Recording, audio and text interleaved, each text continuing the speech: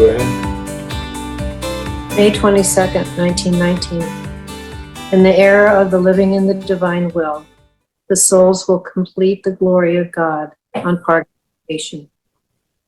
Continuing in my usual state, my little mind was wandering in the holy will of God, and I don't know how I understood how the creature does not give to God the glory which she is obliged to give, and I felt embittered. And my sweet Jesus, wanting to instruct me and console me through an intellectual light, told me, "My daughter, all of my works are complete. Therefore, the glory that the creature must give to me will be complete. The last day will not come until the whole creation has given me the honor and the glory which I myself wanted and established, and what some do not give me, I take from others. In these I redouble the graces which others reject from me, and from these I receive double love and glory. To others, according to their dispositions, I reach the point of giving the graces which I would give to 10, to others, to those which I would give to 100, to others, those which I would give to 1,000. Sometimes I give the graces which I would give to cities, to provinces, and even to entire kingdoms. And these love me and give me glory for 10, for 100, for 1,000, etc. In this way, my glory on the part of creation is completed. And when I see that the creature cannot make it, in spite of her good will, I draw her into my will, in which she finds the virtue of multiplying one single act as many times as she wants, giving me the glory, honor, and love which others do not give to me. This is why I am preparing the era of the living in my will, and for all that creatures have not done in the past generations and will not do. In this era of my will, they will complete the love, the glory, the honor of the whole creation, and I will give them astonishing and unheard of graces. This is why I am calling you to live in my will, and I whisper into your ear, Jesus, I lay at your feet the adoration, the subjection of the whole human family.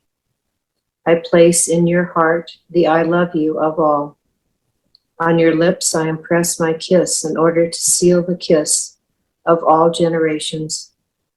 I clasp you with my arms in order to clasp you with the arms of all, to bring you the glory of all the works of all creatures.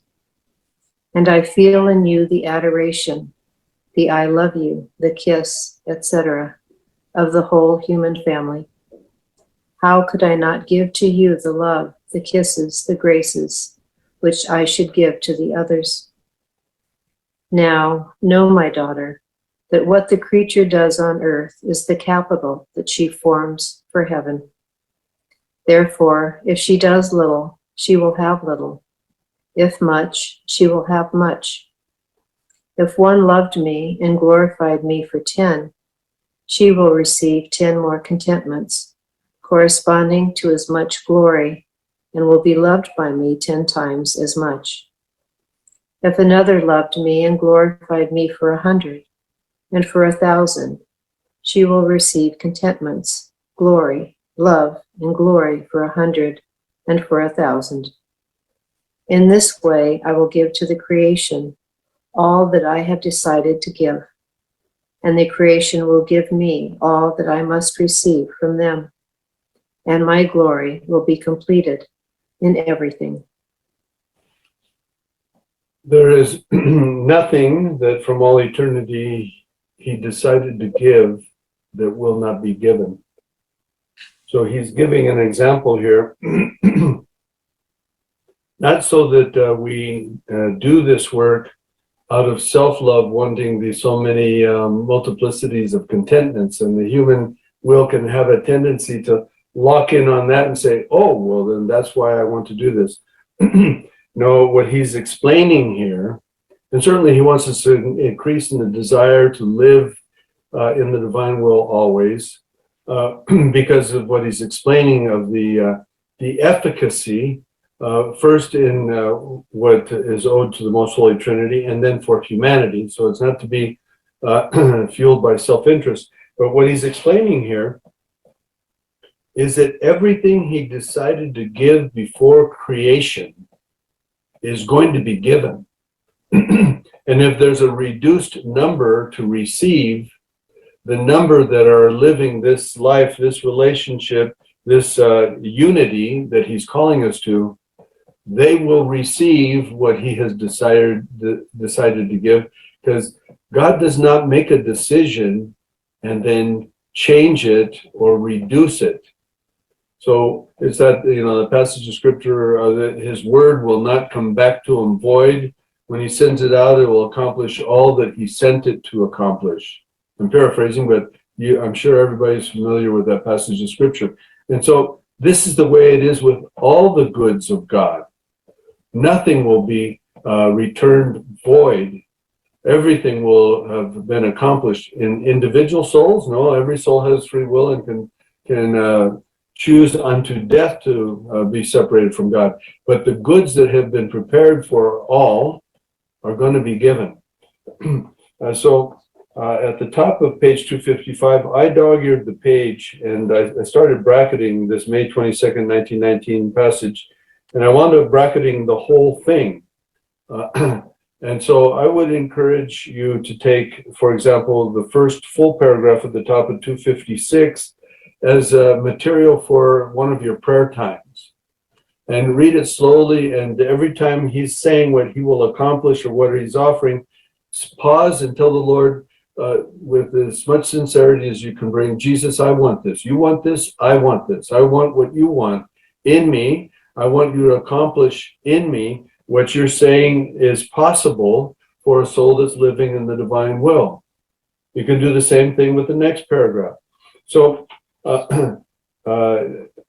on page 255 in the bracketing, I stopped and put an arrow about halfway down because there's so much, and has been in the past. We're at a time when it seems to be heightened quite a bit all over the internet. And not just for Catholics and visions and visionaries, some who are not necessarily recognized by the church. So there's stuff all over the web, but in decades and decades throughout all the way through history, trying to determine when the world's going to end and how the world's going to end, and taking scriptures and trying to pinpoint exactly how the end of the world's going to unfold. And I think I've mentioned in one of our past classes, I worked with a very good Christian. He knew the Bible by heart, practically the whole thing, and he would fixate on the book of Revelation. And when he'd stop by my office, this was before I was a priest, when he'd stop by my office, he would come in and sit down, and I knew that he was going to tell me something else that he had just figured out from the book of Revelation.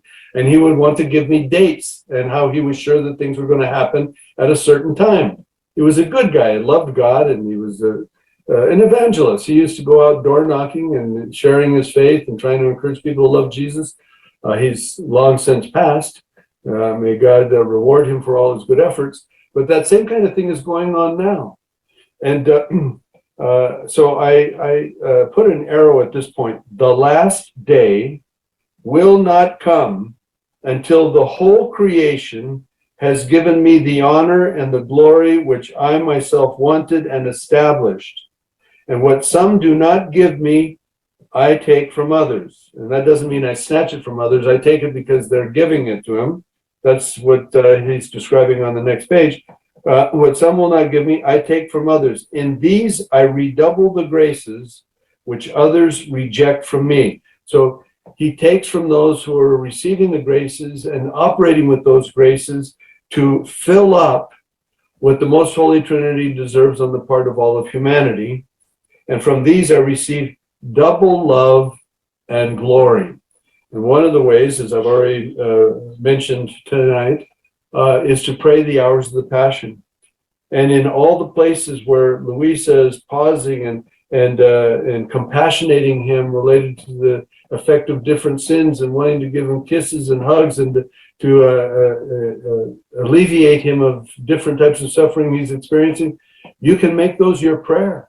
You can invite the divine will to pray, and you're praying, and you can pray those prayers, or you can spontaneously pray, from your heart, similar types of prayers with similar types of focuses, and it makes up for the lack of so many who could care less.